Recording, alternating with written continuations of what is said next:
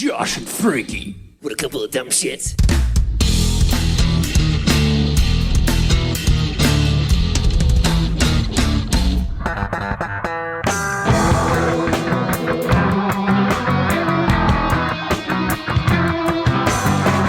Hello, Primates! You found Primus Tracks, congratulations! You can also find us on the wonderful world of the internet at Primus Tracks. On Instagram and Twitter, Primus Tracks Pod is the email address. I am Josh. As far as I know, he doesn't feed his face with cheddar balls. It's Frankie!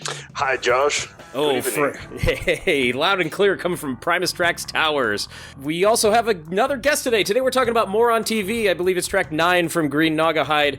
Today's guest, this one's famous for his bass skills, and it's another new addition to the Primus Tracks family. 2 weeks in a row, Frankie!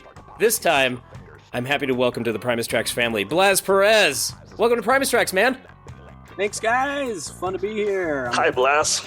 Yes, sir. Oh, man. So, Blas, I've seen your Fender videos. You play with the kid of a Beatle, but I want you to introduce yourself to the Primus Tracks family because you are quite, I would say, intriguing addition to the Primus Tracks family. So let's start with you, man. Tell us about your background and bass credentials, and of course, after that, I'll ask about your path to Primus. Well, bass credentials, I guess, yeah, like you said, I play with Dhani Harrison. I've been playing with him for, well, geez, we lost a couple years there.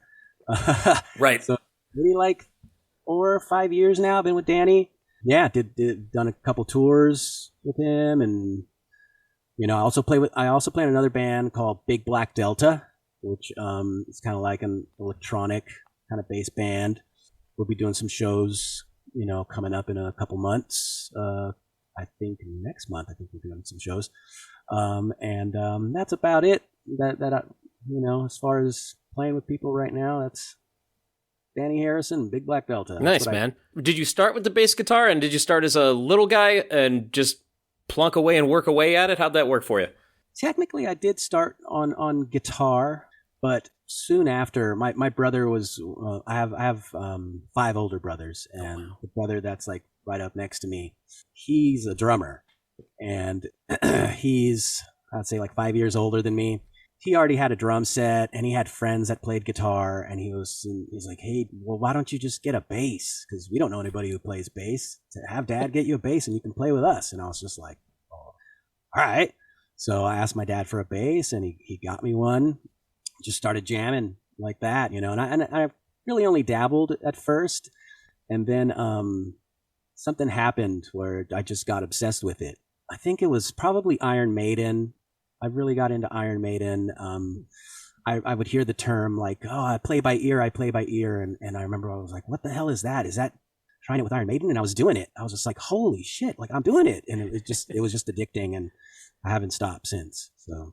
Well, that's a great start for a bass player. Those Steve Harris lines, as far as especially a heavier band like that, they actually mix the bass so you can hear it. So I suppose that's helpful. Yeah, because when you're that age, you're just like, where is the bass? You know, if it's not loud, a lot like if you listen to Metallica, yeah, you know, you're like, where is the bass? You know, you're struggling. But yeah, when you listen to Iron Maiden, it's like loud and clear because that dude's the boss. So he's like, yeah, no, we're mixing it up. It was fairly easy to like, you know, kind of follow along and pick out some of the stuff he was doing. And then from there, I got into Rush and Yes, and became like a huge Rush geek, and that was like, forget about it. Like, yeah, like there was no turning back after getting into Rush. Oh, if you're playing bass and you get into Rush, yeah, how can you turn away? Yeah, how could you? It was just like no, this is it. Like, this is the dude. Like, talk about, you know, hearing the bass loud and clear and all the cool stuff he's doing and singing at the same time. And just, you know, then I got to see Rush, you know, I saw him on the Presto tour as a little kid. And that was just like, I just kept thinking like, whoa, I'm in the same room with these guys. Yeah. Like, they're here. That was just a trip. And when you're like, I think I was 13 when I saw them. When you're that age, it's pretty heavy. It's like, it leaves quite an impression on you. That sounds like a formative experience. I would assume that would cement some fandom. Was it instructive for you as far as seeing a band like Rush live, as far as thinking, I can do this, or I want to do that too? Yeah, it's when you see that you can't help but want to like join in on the fun, because you just see like, wow, like there's like everybody here is just loving this and just like cheering these guys on, and like these guys are like putting on this ridiculous show with like the lasers and rabbits coming out of the side of the stage and shit. It's like, dude, this is amazing. Like, I want to do this. Whenever there's new Primus music out, do you just enjoy the songs for the first time, or do you try to break down the bass parts right away? No, I just like want to listen to it and enjoy it. If I really only learn stuff now if I'm like, what the hell is going on there? Yeah. Like, what is that? What is going on there? But that doesn't really happen too much nowadays. I know that sounds super arrogant, but or if you're going to be on a Primus podcast, I hope. Yeah, it's a good excuse. Yeah, I just when like the new EP came out, it was just like, oh, here we go, throw it on and just let's see what's going on. Where these guys at? Yeah. Well, it's cool that you get to look at it as a fan too, because you are an accomplished musician. From a fan perspective, yes. From a music perspective, it's all wonderful, a wonderful mystery. So I'm glad you can still wear that hat, I suppose, as a fan of the music. But that directs me to ask you about your path to Primus. Did you get to there through the Rush and the prog stuff you were listening to? I kind of did. It's kind of an interesting kind of path, I guess. The first time I laid eyes and ears on Primus was, that Week in Rock special when Les is talking about like, I'm just a blue collar guy. That thing. You seen that? I don't think I have. You've seen that, Frankie? Yeah, I recall that. Okay. Now, I saw that as a kid. It came out on the Week in Rock. It was like a 5-minute little special on this new band called Primus. And they're basically trying to get you to buy Frizzle Fry, And there's some live clips. And I remember seeing that. And I just, for some reason, like it just struck me when I saw Lur like playing behind, they're playing Pudding Time. I didn't know it at the time. Yeah. Playing behind the nut, And I remember seeing that going like, whoa, that's crazy. And, just kind of trying to listen, and the credits are going, at the end of the show, and Primus is playing you out. And I didn't know what to think. I mean, it was nuts. I remember going back to school and telling my friends, hey, did you guys see that Primus band on the Week in Rock? And everybody, and one of my friends was like, yeah, I saw them. They're pretty cool. And I was just like, yeah, I don't know. We got to check them out. For some reason, I didn't check them out till like maybe it was around, it was Seas of Cheese had just come out, and I just got tickets to go see Rush on the Roll the Bones. And Primus is opening up. Mm-hmm. And one of my buddies, he would wear a Primus shirt in school, and I remember like saying, "Hey, dude, give me one of your cassettes. I'm gonna go check out this band. They're opening up for Rush." And so he let me borrow Seas of Cheese, and yeah, that was it. And when I threw Seas of Cheese on, I was just like, okay, like this is really weird. It was the weirdest music I've ever heard. But I was like, dude, there's something here. Like I just kept listening to it. And I knew I dug it, and I was psyched to see this band, open up for Rush. And I remember I could still see it. Like if it was yesterday, like walking in, getting in my seat and seeing Herb's like gigantic kit there, and seeing Les's like, his cabs and seeing Lur's Marshalls on the side. Like I can totally see it. And lights go down, and Les was wearing the white long johns.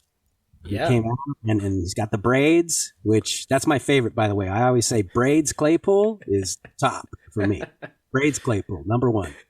But yeah, dude, they came out, and I think they man, if I recall correctly, they started out with Here They Come, and it was just on. It was just amazing. They were really heavy back then. Super heavy, dude. And I had the cheapest seats, but it still sounded great. We were up there, and I remember people chanting, Primus sucks, and I kind of knew what that meant, but there was other people there that were kind of like, wait, what? They were confused. Why are you being so mean to this band kind of thing?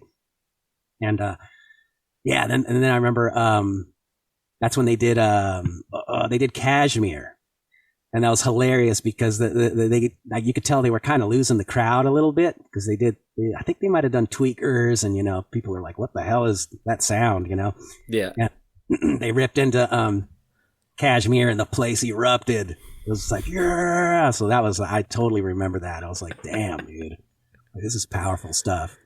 Yeah. Yeah. It's funny because on that tour, I remember that I think Les knew that they were a mixed bag to the crowd at best, I suppose, especially to the diehard Rush fans. So they were playing around a little bit and you just kind of taking the piss at a time or two. So I think that Kashmir tease was part of it to bring people back.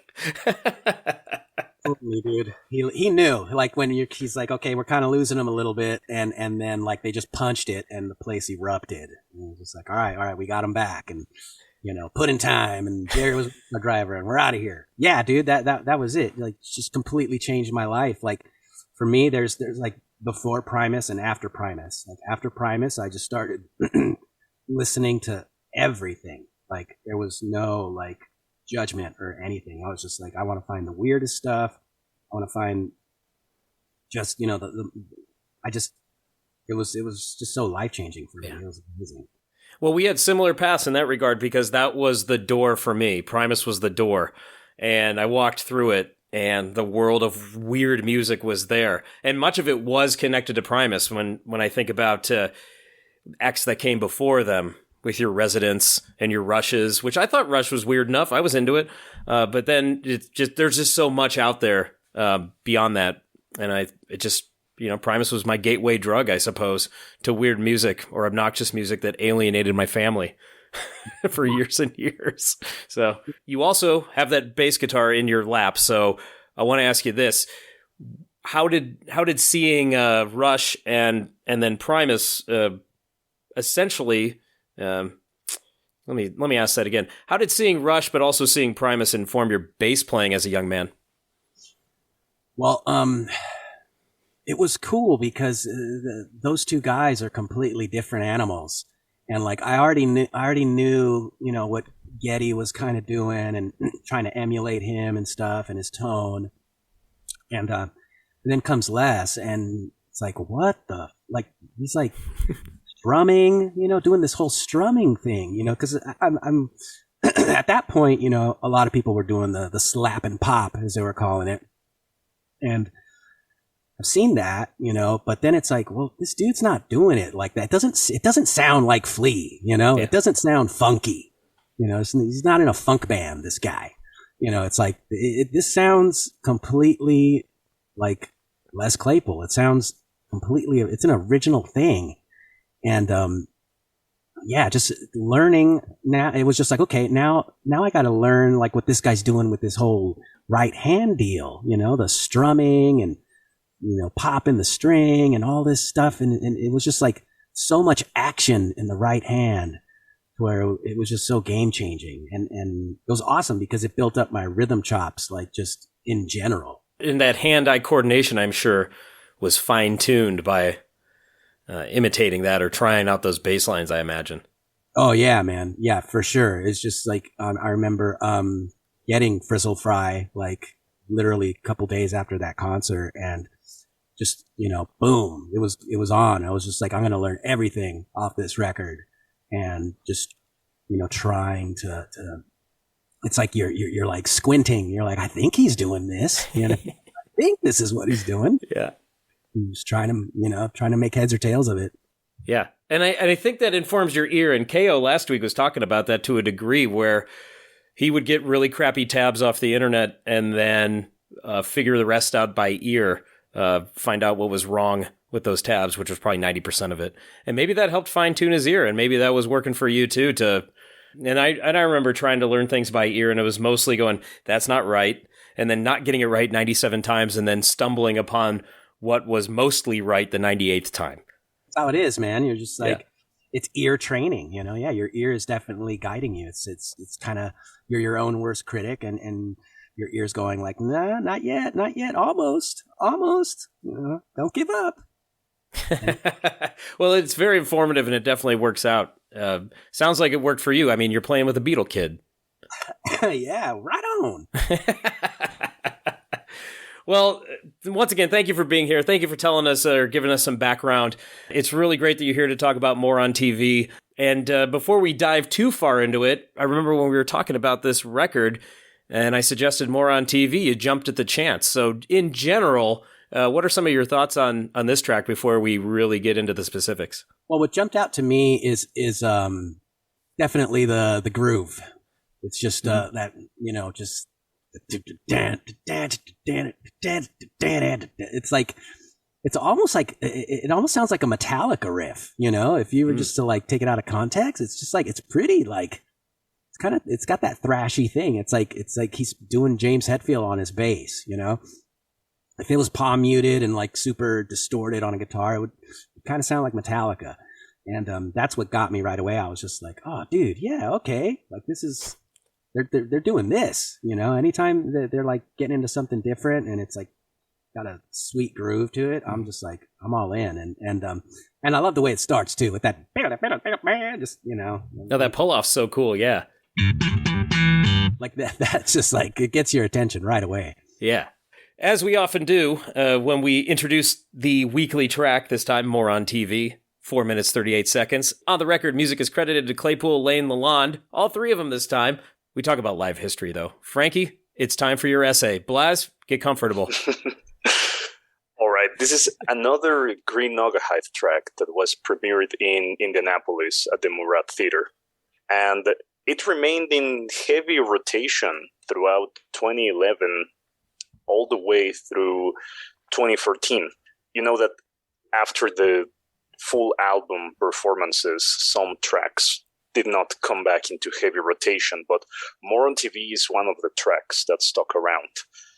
Even in 2014, when there was that switch when Jay left the band and Tim Alexander joined, the song still had quite a bit of play.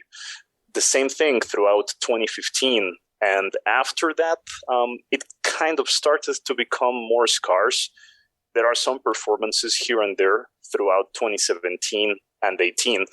And the last performance to date took place in Santiago de Chile in 2019. So it's kind of been a while since we have Moron TV live. Oh, so that one has not survived the post-COVID yet. So I should say that again. That one has not survived COVID. Moron TV didn't make it out to the other side yet. Okay, maybe they're saving it. And I have a couple of short quotes for you. The first one comes from Les. He said, "There's one song we have in particular called Moron TV that was off the last record, where the middle section is very much Rush, and it's a homage to those guys. I helped induct them into the Canadian Songwriters Hall of Fame." And the other quote is from Lur, and he said, "Yeah, there was a lot of riffs around. There are still a lot around that didn't get used on this album, and hopefully they will end up on the future one. I always write stuff, and there were some riffs that I was like, if I were doing a Primus record, this would be a perfect riff. The song Gillies on Smack probably had that riff for 4 or 5 years. Internal Consumption Engine is another one that I've had around for a while. And I had Moron TV sitting around for a few years waiting to go on a Primus record." I want to talk about that Lur comment first, and that's the main lick that we hear from him. I didn't look for it yet, but I swear on Tour de Fromage, possibly Hallucinogenetics, during the jam section of, I believe, a performance of Nature Boy, he throws that lick in there. So it goes back at least to Aught 3, Aught 4. It's somewhere in there. Somebody noticed it a long time ago, and I don't want to go combing through it, but I'm sure one of our crack researchers who doesn't get paid, I'm telling you that right now, listeners, will find it for us. That one's been around for a while, but I don't recall that quote about the middle section being a Rush tribute. That's fascinating. Absolutely right. Blas, are you hearing Rush in that middle section? Now that you mention it, Frankie, yeah, it's just the way it gets real majory. It goes into the A major and then into this. The next chord is another major chord. Now that you mention it, yeah, I could see it. Yeah, I could. It sounds like a really roundabout way to get there, but I suppose it is, and I'll leave that to the Rush experts. such as yourself, Blas. I really hope you get to go to the King show. You're going to enjoy the hell out of it as a huge Rush fan, by the way. Oh, man, yeah, I hope. Yeah. All right, so this one, too, as far as live performances, this one, if I recall correctly, when they were playing on the Guinea Pig tour and those Naugahyde sets, this was a real rocker. It was really loud and I think a little bit of a faster pace to it. But then this version that we get on the record is kind of the creepy cousin to me. It's more boxed in as far as the sound goes. It seems a little more restrained, Yes. maybe a little more plodding. Yes, and it's also one of the tracks that they explored in a live setting, where they got to expand some sections and do some jamming. Yes. Yeah, looking at these time codes, it looks like they were in the 6.5, 7 minute region on some of these live cuts of Moron, yeah. And it's interesting that the track survived the departure of Jay Lane, because we can actually compare how he did it and how Tim Alexander adapted the song to his playing. Absolutely. We're going to take a look at a few specific spots, I think, for that. And I should say, even though I called it the creepy cousin, I don't think that's a complaint. It's another interpretation of the tune. And so far, as we dive deep into these tunes, I think this is my number one track on the record. So that's where I am with Moron TV right now. Frankie's giving me some side eye, but that's okay. Oh, that's interesting. They're not. I know it's not Hennepin Crawler, Frankie, but it's a damn good tune. But to me, it also strikes me, and Blas, I want to hear your thoughts on this. It strikes me as a complete track. It's got a really nice structure, distinct sections. It sounds very inspired, but composed. And I'm curious your thoughts on that. That's exactly what I thought too. It sounds inspired. It's really hard to write a good, simple riff. Like, that is tough, dude. How do you write Smoke on the Water? It's like, how do you do that? What? That shit's like comes from the heavens, And Les is really good at writing like just simple riffs that stick. And when I heard that Moron TV, the Moron TV riff, I was just like, yeah, this is it. Like, that's a great riff. Just everybody hop on the riff, Jay, just lay it down. Lur, do your thing. Like, yeah, that's it. That's awesome. That's so catchy and amazing. That first main lick that we get, we know that Larry had that lick sitting around for a long time. But what Les matches to it is pretty rad. And I think this is the pseudo Metallica part you were talking about, which is what I'm going to call it into eternity now. Let's listen to that. And then I will, if you don't mind breaking it down for us, Blas, that'd be fantastic.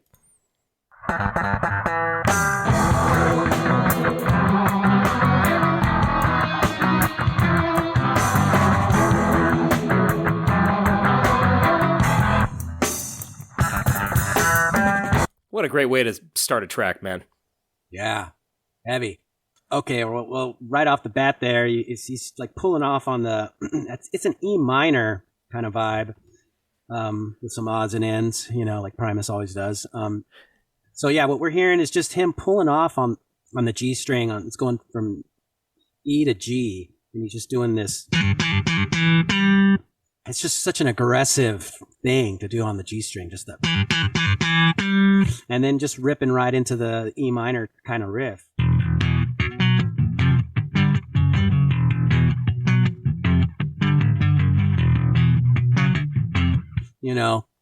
That thing is just so heavy and fun to play. So, yeah. Come, everybody, let's party. The way that strumming pattern, hearing it isolated, you mentioned Metallica, that's somewhat reminiscent of the last half or the last part of Seek and Destroy, that strumming pattern. That's why I refer to it as like the Metallica kind of thing, because that's what I hear too. Oh, nice. Just for reference, what are you hammering on right now? What are you playing? What kind of bass? This Fender Ultra Precision bass that Fender was so nice to give to me. Well, I guess when you're making Fender videos, they want you to play Fender basses. I suppose that makes sense.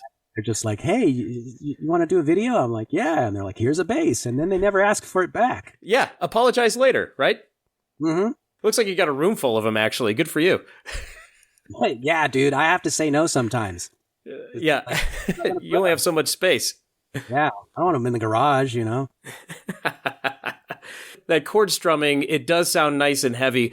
Although, once again, this is like the creepy cousin. So the bass is compressed. Really, it's very mid-rangey. And I've kind of complained about that before, but hearing it full tone in the way that you're playing it, we can hear some of the finer points, and it sounds great. It is definitely a heavy thing. And then we kind of get into a preview of that verse, and we get that, or I guess that bass line there. And this, to me, is another simple line, but it sets everything up here.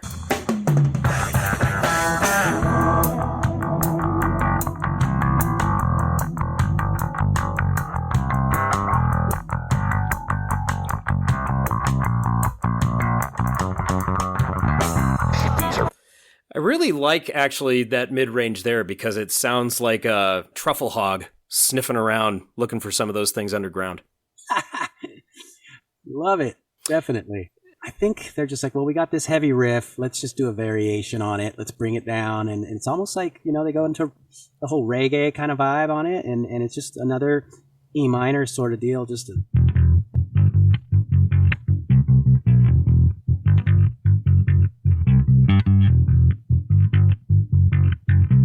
And then this next part, it's the really weird kind of tension builder. It goes down to like a B flat, and then all the way up to the F sharp. That thing. So it's just like you go from this kind of tonality, and then down there. So it's a cool tension builder, man. I love it. And I don't know if you guys. That little lick that he does, have you heard that before? Should bells be ringing in my head right now? Should be ringing. This is what it reminded me of. The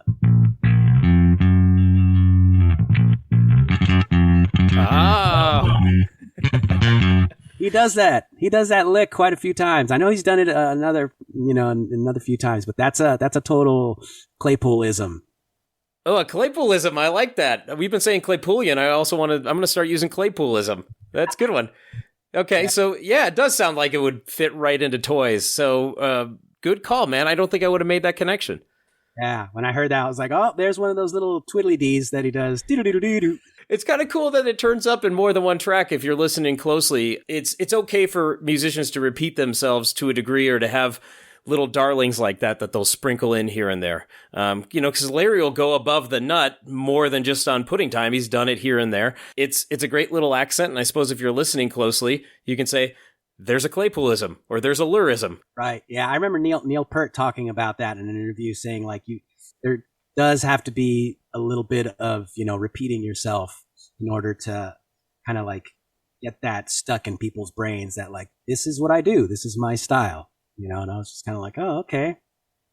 Put that in the old pocket. Remember that. Yeah, slightly off topic, but do you have any of your own Blasisms that you know of? I tend to do this a lot. Like, can you guys hear that? Uh-huh. I do a lot of raking kind of stuff where...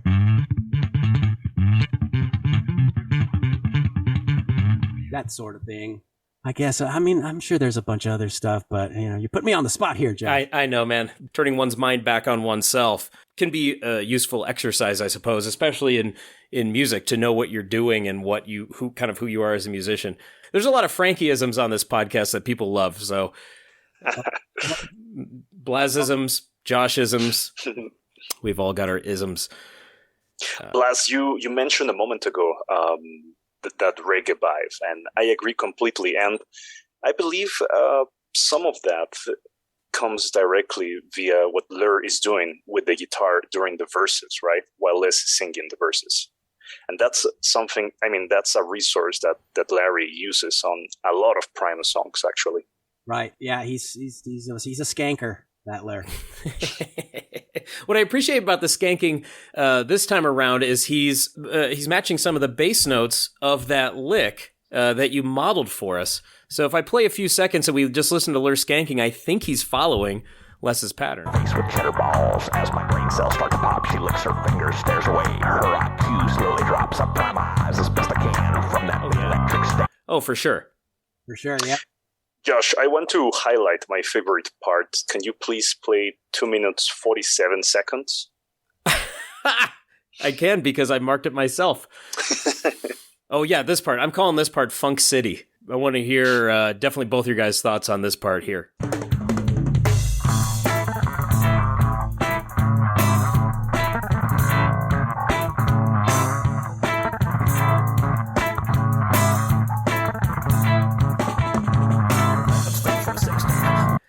Man, I'm just not that steeped in Rush to hear it. So, Blas, talk us through it. I think the reason, and it doesn't sound anything like Rush. I think the only reason they would call it the Rush part is just because how majory it kind of sounds. Something like Spirit of Radio and, those kinds of like major chords that like they're kind of known for. That's about it. But it is, dude. It's a weird part for this song to go into that heavy riff, and then the way it goes into this, it's pretty bizarre. But that's Primus.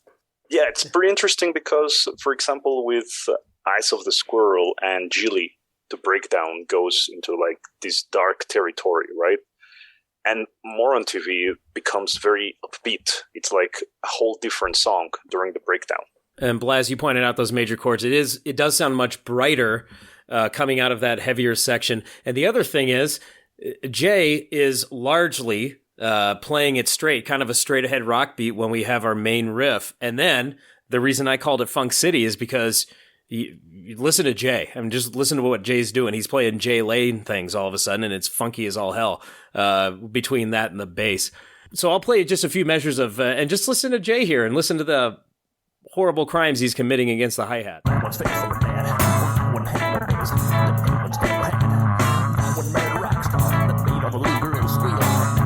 Love that. And Blas, do you have a beat on the bass there? Because he's going up a register and doing something just strange sounding. He's doing this sort of like a thing way up on the, up on the A 12th fret kind of area, just doing a.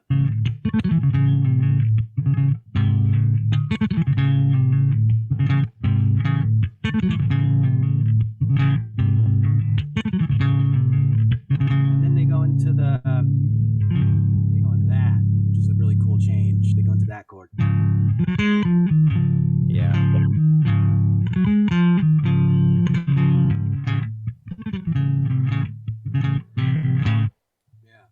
And that part you just played is where they will extend it live.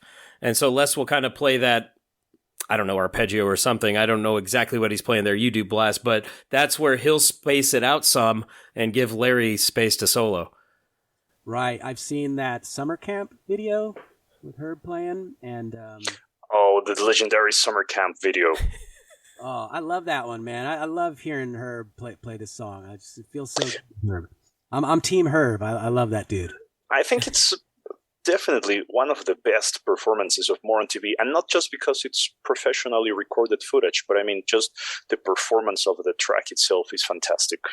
Well, first of all, in case any of our listeners have not watched this performance, you have to rectify that as soon as possible.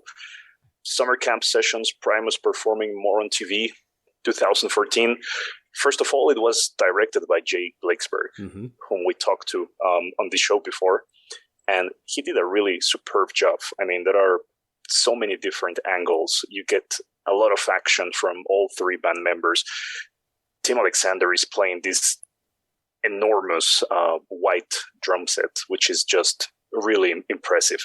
The tone of the performance is also incredible. And we get a rare sight of Les Claypool with a ponytail. That's right. Well, you mentioned Jay Blakesberg, and we said this to him, that he knows how to cut it up just right for Primus, so he knows when to put the focus on Lesler or Tim, whoever the drummer is in that moment in time, I should say. But he knows when to cut to them, because he knows the music so well. I agree with you, Josh. Yeah. Exactly.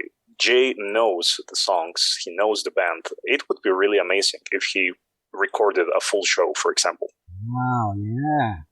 I'm into it. Let's get him. Where do I sign? Let's get that petition. Blas first on the list. I love it. First of all, I want to thank you, Blas, for modeling this stuff, because once again, the The production, to me, leaves a little bit to be desired as far as if they did this one full blown like they do live, I think it would just sound huge. But they go for the creepy cousin, which is not a problem at all. I think it works. But there's a lot of little things, and you're pointing out some of these things that's going on. And I want to rewind a little bit and once again, to me, this just sounds like great songwriting. Every once in a while, and I'm sure, Blas, you can speak to this, you're putting together a song and you think, I got my A part and my B part, or my B part and my C part, and I need something in between. And so for this particular transition, this is what they came up with. This thing right here is my favorite thing. They just let it go with some cool effects. Why not? It sounds simplistic, but it really lets it breathe, and Jay gets to establish the groove. So Les loves that effect. He uses it live all the time. He sure does. It's very spacey and nebulous, so it's hard to get a handle on it. No, that's cool that you point that out, Josh, because I thought the same thing. I love when Primus gets into their songwriting, or maybe we should say Les, because just them going into that just giving it that space that it is. That's what you call songwriting right there. It's like you have all your parts. It's like you don't.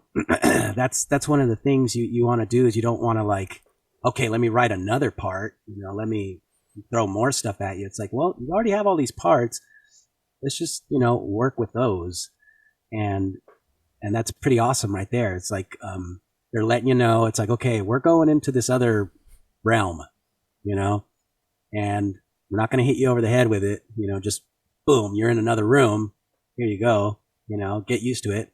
It's like, we're going to ease our way into it. And, we're just going to, it's like you're traveling. You got a couple of you're taking the scenic route. Yeah. It's kind of like taking the off-ramp from the interstate onto a state highway or something. You get the transition. It's not abrupt. You get to veer off, slow down, take your turn, and then you're there into that part. Yeah, it's great. And then you're like, boom. Once that next little riff comes in, it's just like, okay, cool. Yeah, we're good. You're not bombarded. You're not hit over the head. And I really enjoy how all the elements of the track come together for the conclusion. I mean, it's like the introduction is also the ending of the track. I mean, it's the same elements, just like different notes, right? But yeah. It builds very briefly into that conclusion, and it's very exciting to listen to it. There's a couple of things near the end, because they have to get out of the Funk City part, and so they do something really great where they give us this soundscape again, but then we get the classic Primus stop-start. And that's how they transition to the last part, and having the bottom drop out of it just seems like the right thing to do there for dramatic effect. And I would love to play it.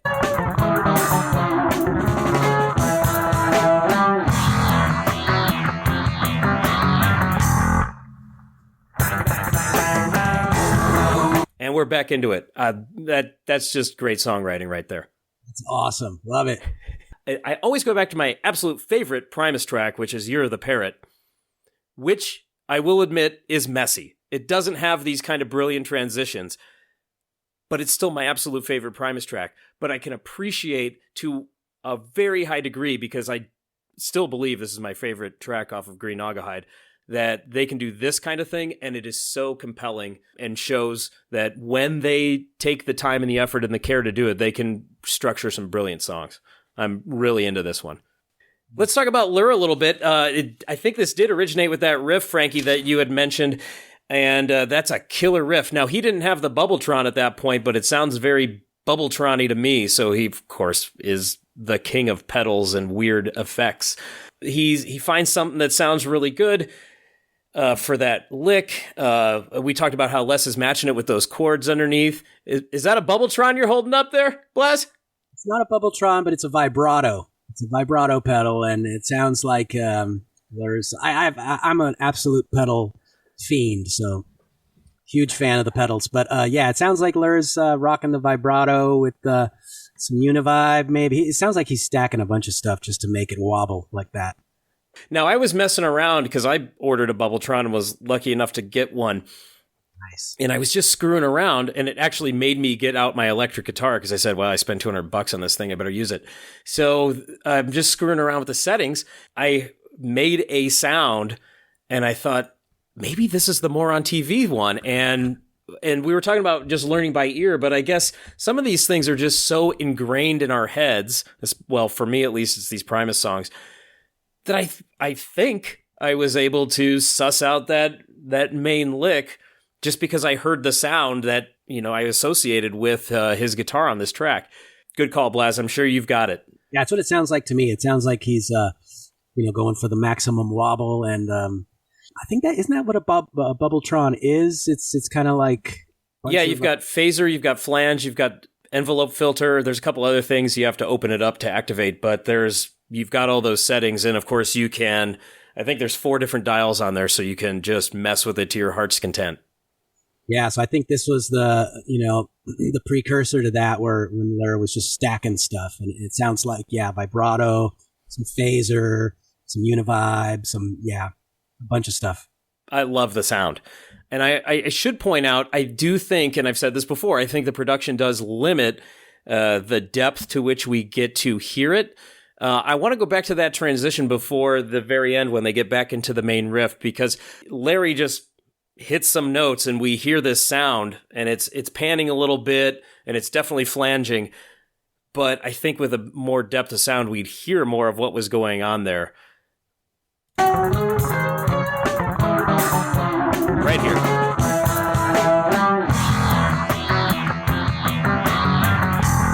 Because it sounds like he's just emptying the bucket or pressing every button he can. He's just like, all right, let's stack them. We're going to space.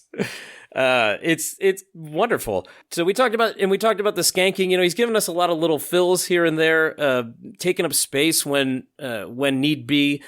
It's just really nice songwriting around this, and I think Larry, his fingerprints are all over this one too. I don't know if they give themselves enough time in the studio to write really good, solidly structured songs for every single track, or if they want to be more extemporaneous in the way that they create them. But, if you gave them enough time to sit down and write, I'm thinking about Frizzle Fry, where those songs had been crafted for many years. If they did the same thing with the Naugahyde material, I think we'd have a different sounding album. But this one would probably be the same. I think you're right. This one's pretty well crafted, yeah. Couple notes on the drums. Blas, as a bass player, you probably have plenty to say about drummers, and I'm saying that positively. I'm not putting a skew on that, because bassists and drummers have to be in lockstep and have to know each other. I will say this, though. I think Jay is on the main part. He's a little more restrained. We do get some nice flourishes, but I think the production also restrains what it sounds like. But our friend Matt Hunter said if you get some good headphones, boost your bass on the EQ, you can get some really nice drum sounds out of it. I got a little bit of thunder messing around that way. And even though Jay's kind of playing it straightforward on the main parts, I really love the idea. You talked about the kind of the reggae part where he goes to the rim of the snare during the verses, and that really brings it down. And then, that means there's just more power to it when he goes back to the straight ahead rock beat for the main lick. I don't know, it just makes things more dynamic. But then when we get into Funk City, we get Jay Lane unleashed and doing Jay Lane things too, so there's a great contrast. And I think my favorite thing, even though it's covered up by the vocals, would be the dang-a-dang-a-dang-dang part where Jay's just letting loose and hitting every cymbal he's got. Really great part. And that reminds me, before anybody knew the name of this song on that Guinea Pig tour, it was just referred to as Bang Bang Bang. But so Blas, drummers, speak to us about Jay Lane, but also what you hear him bringing to the table on this track. Like you always mention, Josh, just Hi-Hat City with Jay Lane. He's what he's bringing to this track is just tightness. It's like that hi-hat is just locked in, and it's just just giving us that steady flow. And he's just keeping it all tight for everybody to like do their thing. And there's some stuff. There's that one drum fill that actually on that one spot that you pointed out, Josh, the little transition spot. That's a pretty sick Jay Lane drum fill. If you want to play that real quick so we can hear that.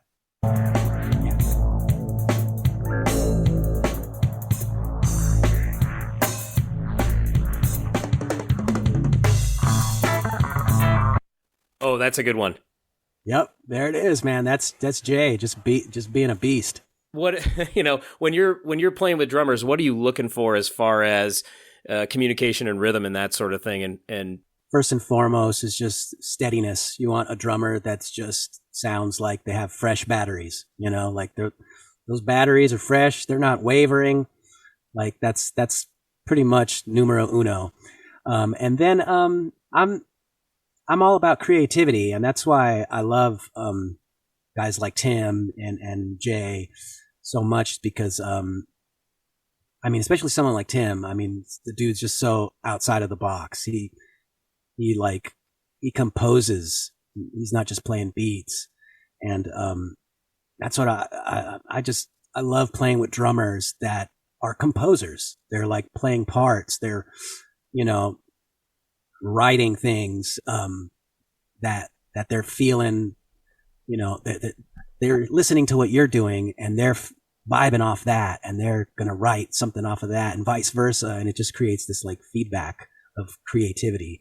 And that's what I've always, looked for in drummers is just got to be steady, but let's be like super creative and outside of the box too. Mm-hmm. There's one thing that jumped out at me on this track as we were preparing for this. Frankie, I think you pointed out there was a previous track where we could hear an obvious cut. Wasn't it in Carpenter?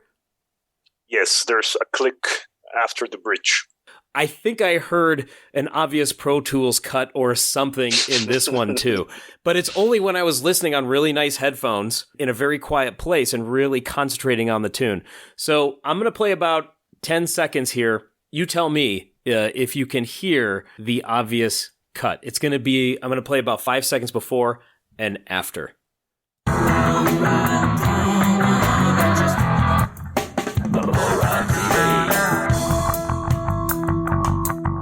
Right after the Moron TV? Yeah, so it wasn't my CD skipping all these years. Oh. No, that's got to be an obvious cut, right? They covered it, I think, with that splash cymbal, but it was jarring to me, actually, when I was really listening closely. It's not slapdash because they took their time and care on this, but I'm curious your thoughts. You know what? That's the thing. I really don't know, because, sometimes you are thinking like, why would they just do that? Why not just like take it again? But we hear the stories of Les saying like, that's good, people in his band going like, oh, let me do that over again, and he's like, nope. You get your Les voice on lockdown too, man. Yeah. So I don't know. It just leaves me wondering as to why not just do it again? Like, get a better take, and that way you don't have to do so much editing. Or I have no idea.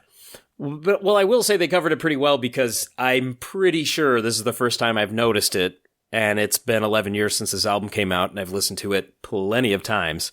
You really have to listen for it. I wouldn't have noticed if you wouldn't have mentioned it. You kind of have to squint your ears for it. And now it's one of those... ruined it, Josh, for everyone. Yeah, I know I did. It's one of those things where you didn't notice a goof up in a movie, and then somebody pointed it out to you, and you see it every time now. Oh, let's talk about the vocals. The vocals are interesting, and I think they're strong. And I've said it before, Les can really flow as a vocalist. But he's also having fun with the tones and his delivery. He gives us that really low register, Moron TV, and it's at the last repetition of each chorus there. We get a nasal one, I think. Frankie, your favorite delivery, buried in the mix as he's a chorus of himself doing the Moron TV. There's got to be Moron TV.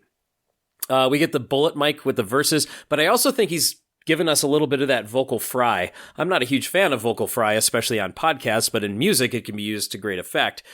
And I really think he's getting down there doing that, she feeds her face with cheddar balls, and that sort of thing. So he's getting that fry going. And I really think when he's delivering these verses, he's given us a lot of great syncopation on the vocals. It seems like he's kind of stressing the fourth syllable every time. I might be hearing this wrong. But when I look at that second stanza, just when I thought I'd seen it all, they pull a cretin from the shelves. So he's giving us that accent on the last syllable of those phrases. I think these are some of his stronger vocals as far as delivery on the record as well. I also quite enjoy the vocal layering. I've always championed Les experimenting with his vocals ever since Sinister Exaggerator. He's taking a lot more, and you also pointed out, I think, around Oysterhead time, he started getting more adventurous. Yeah, I think like we discussed during Antipop, I think Stewart really gave him a push to consider himself a singer and not a narrator. Yeah, and we see it all over this record, but here we get some really strong examples of that.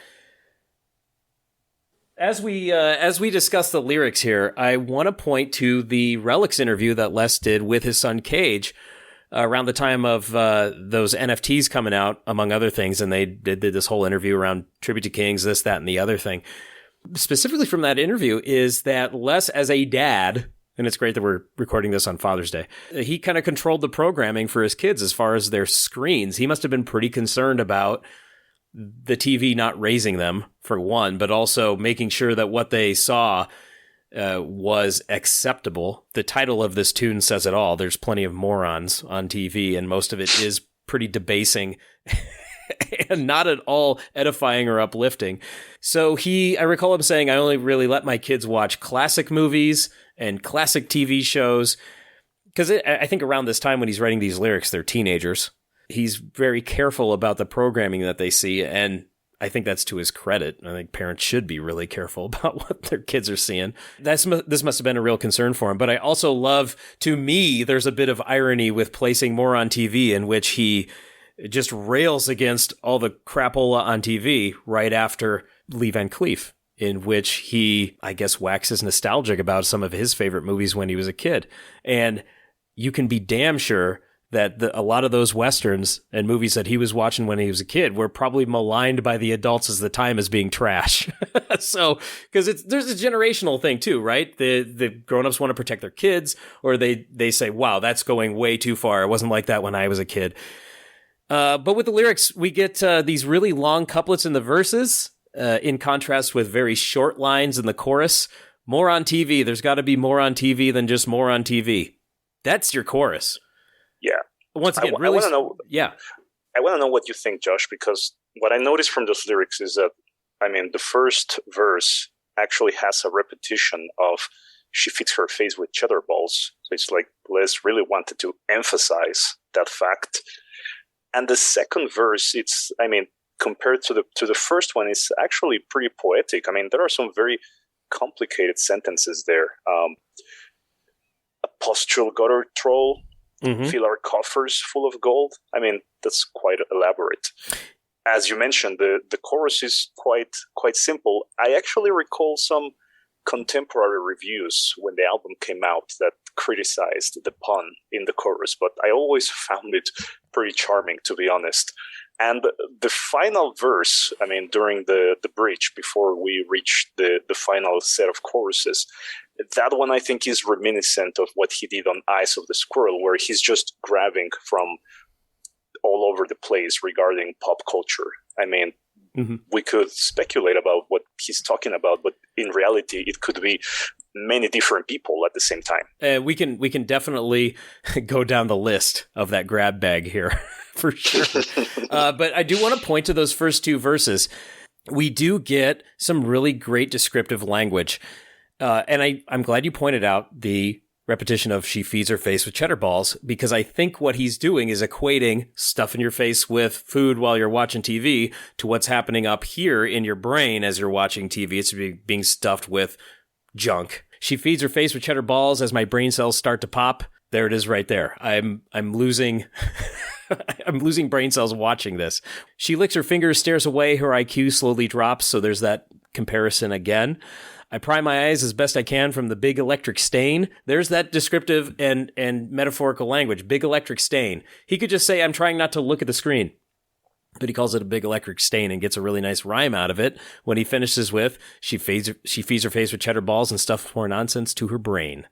And then we really get a lot more visuals with the second stanza. Just when I thought I'd seen it all, they pull a cretin from the shelves and flash that filth under the nails to make us feel better about ourselves. So flashing the filth under the nails, that's where we're seeing every little detail and character flaw of this person as they are, I don't know, doing what? Their daily tasks, having horrible relationship issues, trying to get a visa for their fiance. I don't freaking know, but debasing others to make ourselves feel superior. And then that second couplet, as they ooze across the screen like a pustule-gutted troll, that's a nasty image, and I love it. I'm glad you pointed it out, Frankie. It's a fantastic visual where he could just say something. He could say something completely different, but ooze across the screen. Nice and gross. Last line, we fill their coffers full of gold and praise the skill of asshole. I didn't put the enunciation on it correctly. Praise the skill of asshole is how he says it on the record. You pointed that one too, Frankie. Fill their coffers full of gold. Instead of saying they're getting rich off of us, he's saying we are the ones filling their coffers full of gold because we're watching this shit and people are paying to advertise on it.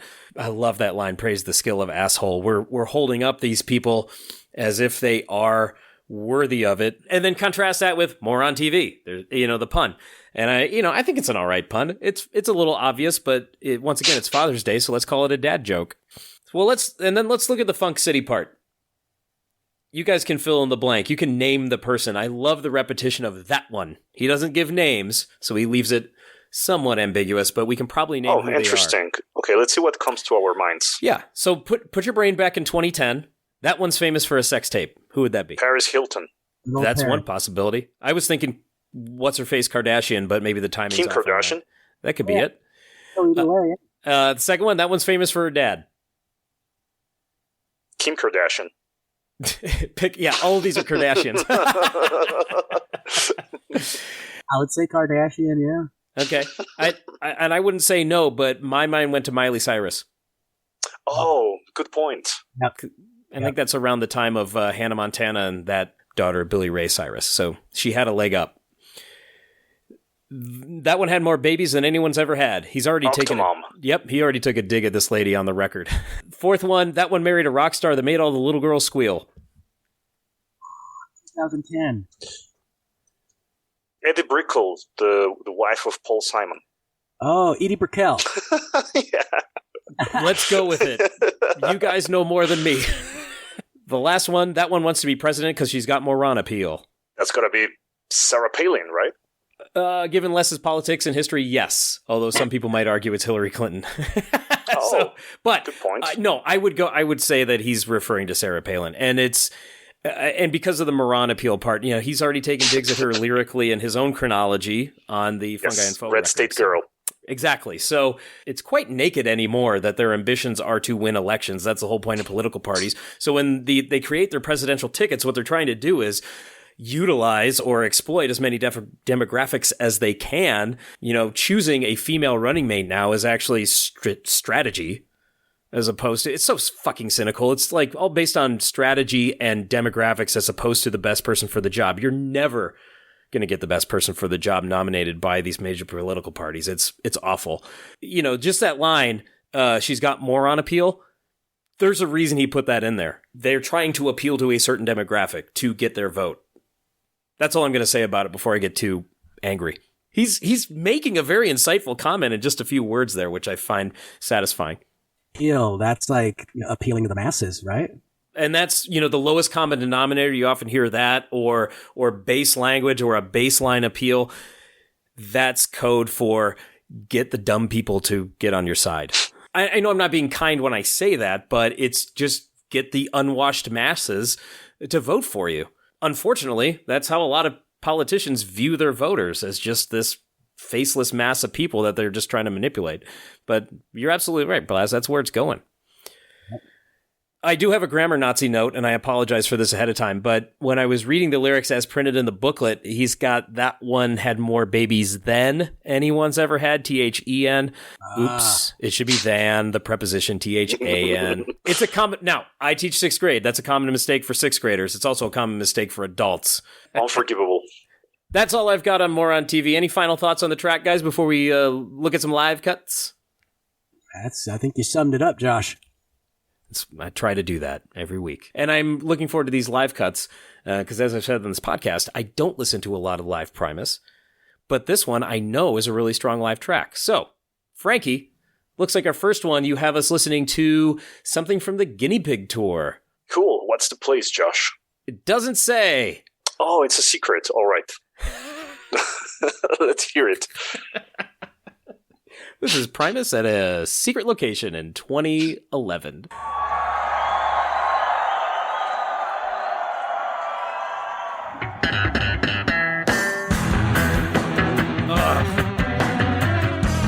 Yes.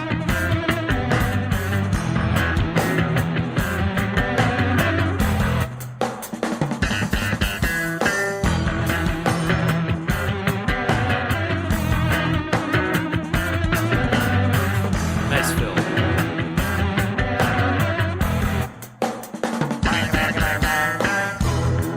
That sounds a little bit more aggressive than the record. What are you hearing, Blas? It's the tempo is definitely a little more just like, in the pocket and just a little slower, so you can kind of dig into it. But I'm curious, who's on drums? Is this? Hey, wow! I would think it would be Tim because it's so kind of like it's a little bit more laid back. But man, that's killer. Yeah, I love this.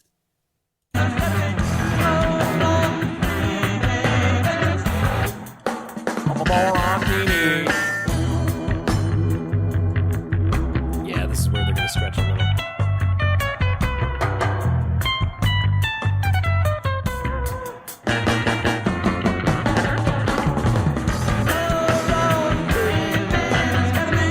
That was a heavy fill, too. And then I stopped right on his voice crack. That's so embarrassing.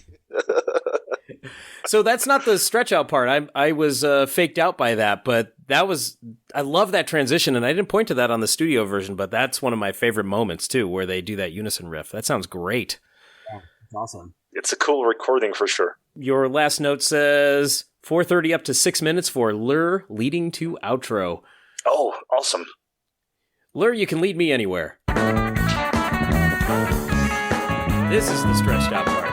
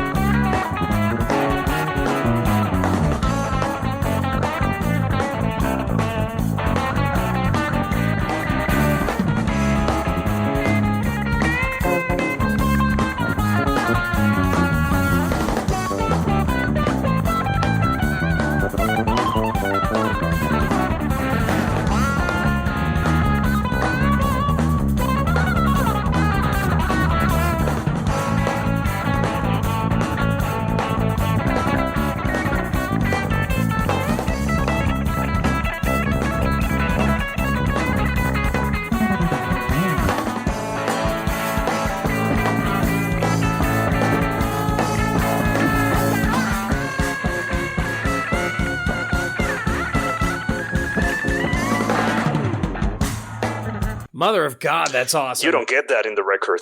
Man, Lure's just, he can do no wrong. That's Lure Santana territory. Exactly. I was going to point out that what Lure was doing there reminds me a lot of what he would do in Groundhog's Day once it became a jam vehicle in Tour de Fromage. Absolutely. Yes. Total Groundhog's Day vibes. I love the groove underneath, too. He's just kind of deconstructing the chords that he plays on the record there. Is that what he's doing, Blas? Yeah, basically he's just like, all right, we're just gonna shift this riff down here and just kind of, make it a little more sparse and beefy. I'm gonna listen to this one a couple of times, Frankie. Good choice. Cool. I questioned Frankie's second choice, however, because it says High Sierra intro for Envelope Filter Delight. Oh, fantastic. Oh boy. I should ask you, Blas, Team Envelope Filter? I'm with you on this one, Josh. It gets a little much for me too. All right. Well, when it's used judiciously, it's fine. But Frankie called it a delight in his notes, and that scares me. So that's alarming for sure for you. Yeah, indeed.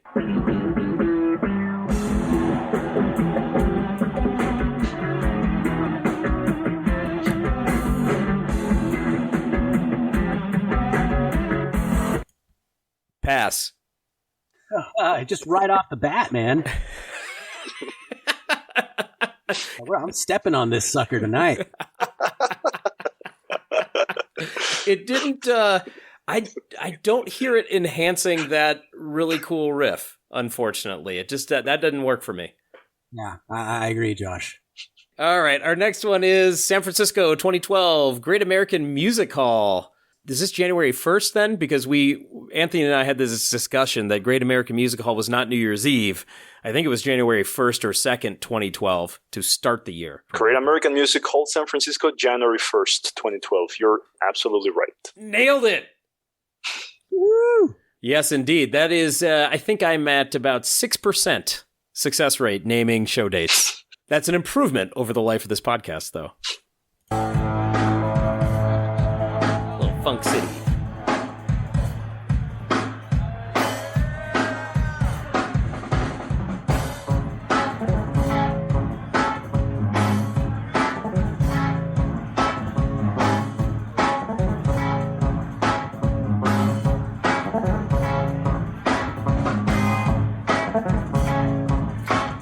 You know what I'm liking about this is it sounds just like the record. I love that they can replicate that craziness live and without skipping a beat. It sounds awesome. That was a nice little sample there. And then I'm fast forwarding to a part that Frankie only describes as Lur and J.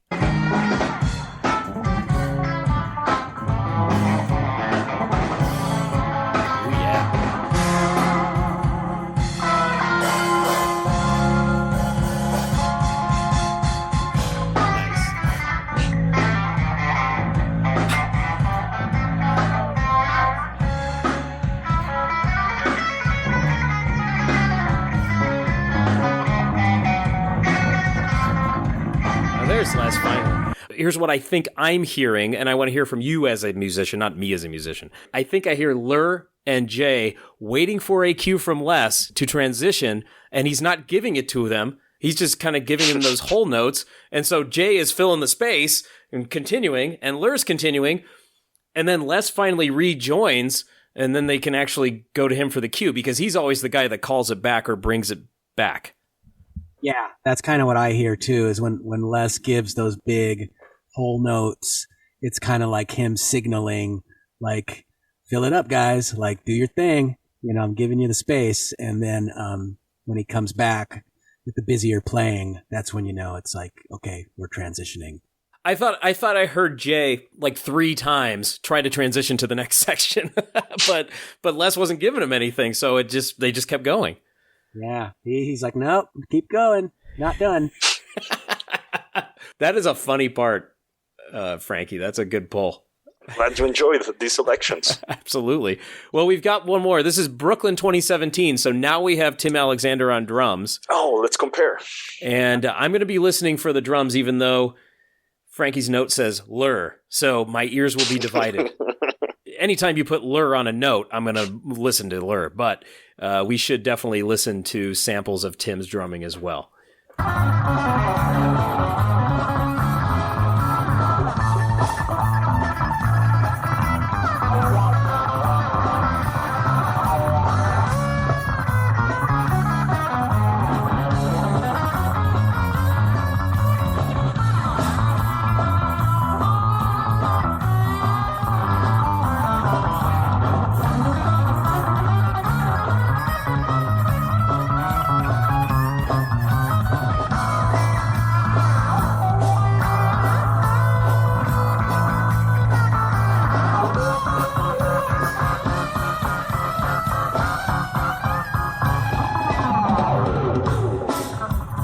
I'm going to pause it there because that time Les clearly was leading them to that and then gave them the old so they knew. And so I was listening to Lur. It was Lur Santana, and I freaking loved it. But when I listened to Tim, I heard him doing kind of the Jay Lane thing for the Funk City.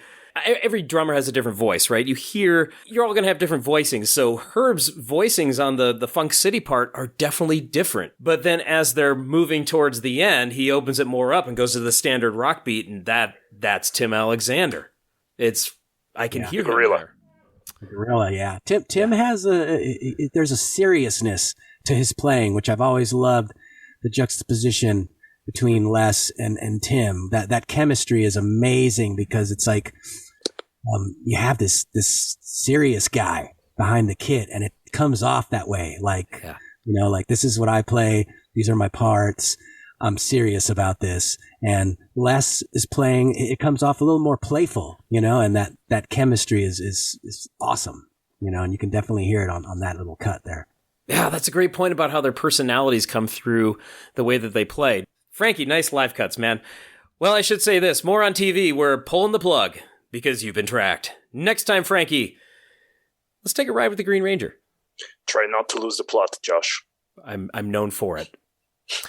Blas, thank you so much for joining us. I appreciate it. I know you were under the weather, but this was a great talk. I appreciate it very much, sir. Blas, thanks for your time. Thank you so much, guys. It's been an honor. I'm a huge fan, so hope we can do it again. Absolutely. Where can the good people find you online? I only have an Instagram, and that's you can find me with my name, Blas Perez, or my screen name is Turboface. Hit me up on Instagram. Yeah, totally. Search me. I'm on the YouTubes as well. Excellent. He's a Fender ambassador. Yeah. Yes. There it is. Now, there's one more thing, Blas. Anytime a bassist comes on here for the first time, they have to play Tommy the Cat. All right. Is this dedicated to good old Soya? You bet. Let's do it.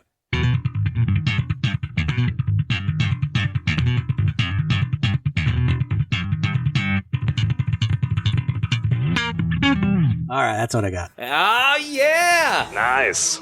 Sounded good on the Fender, man, on the 4-banger. Love it. Thanks, guys. Hopefully you get the Soya seal of approval on that one. It sounded great. Oh, man, I'm nervous. All right, folks, we're out of here. At Primus Tracks on Instagram and Twitter. Find Blas. He's an awesome bass player. Thanks again, Blas. Later days. Willie Mace.